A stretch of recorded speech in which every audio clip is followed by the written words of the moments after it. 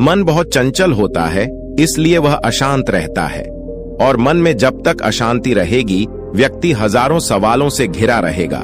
व्यक्ति को जब तक मन में चल रही सवालों के जवाब नहीं मिलेंगे उसका मन अशांत ही रहेगा। लेकिन सवाल यह है कि मन को नियंत्रित कैसे किया जाए और मन को कैसे समझा जाए। यह उन दिनों की बात है जब बुद्ध की शरण में दीक्षा ले रहे भिक्षुओं को कई नियमों का पालन करना पड़ता था। वे किसी के भी घर 3 दिन से ज्यादा नहीं रुक सकते थे। यह नियम स्वयं बुद्ध ने बनाया था। उद्देश्य यह था कि उनकी सेवा में लगे लोगों को किसी तरह की कोई तकलीफ न हो। बुद्ध और उनके भिक्षु जब यात्राओं पर निकलते थे तो वे रास्ते में आने वाले गरीब घरों में ही शरण लेते थे। वे इन घरों में ज्यादा से ज्यादा 3 दिनों तक रुक सकते थे। 3 दिनों के बाद उन्हें अगली यात्रा पर निकल जाना पड़ता था। एक दिन वे ऐसे ही एक गांव में पहुंचे। बुद्ध और उनके शिष्य अपने रहने के लिए जगह ढूंढ रहे थे। बुद्ध के एक शिष्य आनंद को एक खूबसूरत वेश्या ने अपने घर में रहने के लिए आमंत्रित किया। आनंद ने उसे कहा कि वह उसके घर पर रह सकता है, पर इसके लिए उसे बुद्ध से अनुमति लेना होगा। ऐसा जवाब देकर आनंद बुद्ध के पास पहुंचा और पूछा, हे बुद्ध, इस गांव में 3 दिनों के विश्राम के लिए एक स्त्री मुझे अपने घर पर आमंत्रित कर रही है, लेकिन वह स्त्री एक वेश्या है। क्या मैं उसके आमंत्रण को स्वीकार कर सकता हूं?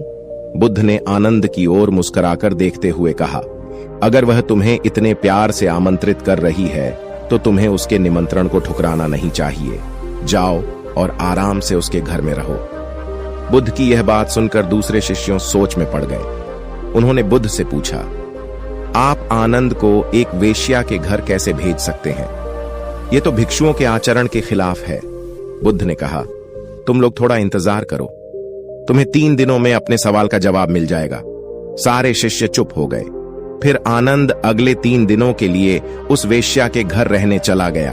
बाकी के शिष्य आनंद की जासूसी में लग गए और आनंद की सारी बातें बुद्ध के कान में डालने लगे। बुद्ध शालीन मुस्कान लिए चुप चुप सुनते रहे। पहले दिन वेश्या के घर से आनंद और महिला मिलकर संगीत गाने की आवाज सुनाई दी। एक भिक्षु का वेश्या के साथ यूं संगीत गाना सुनकर शिष्यों ने कहा, आनंद बदल गया। दूसरे दिन वेश्या की घर से गाने के साथ नाचने की भी आवाजें सुनाई दी। अब सारे शिष्य एक स्वर में कहने लगे, अब तो आनंद पक्का बदल गया। तीसरे दिन तो सचमुच ही उन्होंने खिड़की से आनंद और उस महिला को नाचते और गाते देख लिया।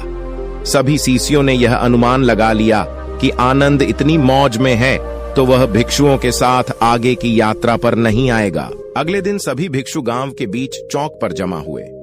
सभी ने आनंद के आने की उम्मीद छोड़ दी थी।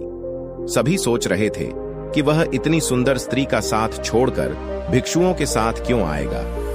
परंतु तभी सबने आनंद को एक सुंदर स्त्री के साथ अपनी ओर आते हुए देखा। वह सुंदर स्त्री एक महिला भिक्षुक का रूप धरे हुए थी। बुद्ध उसे देखकर मुस्कुरा रहे थे, जबकि बाकी शिष्य विस्मित होकर खुले मुंह से आनंद और उस महिला भिक्षुक को ताक रहे थे। बुद्ध ने आनंद की पीठ पर हाथ रखते हुए भिक्षुओं को संबोधित किया और कहा, अगर खुद पर भरोसा है तो आपको कोई भ्रष्ट नहीं कर सकता, और अगर आपका चरित्र बलवान है तो आप भ्रष्ट को भी चरित्रवान बना सकते हैं।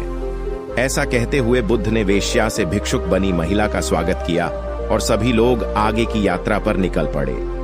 बुद्ध और आनंद की यह कहानी हमें सिखाती है कि अगर हमारी इच्छा शक्ति मजबूत है तो हम किसी भी स्थिति के गुलाम नहीं बनते।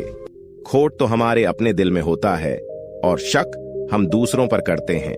अपने दिल को साफ रखेंगे तो दुनिया भी हमें साफ नजर आएगी। किसी किताब को कभी उसके बाहरी आवरण से ना किए। इस बात को समझ लें कि हम अगर पारदर्शी जीवन जिएं तो हमें किसी आवरण की कभी जरूरत ही नहीं पड़ेगी। धन्यवाद।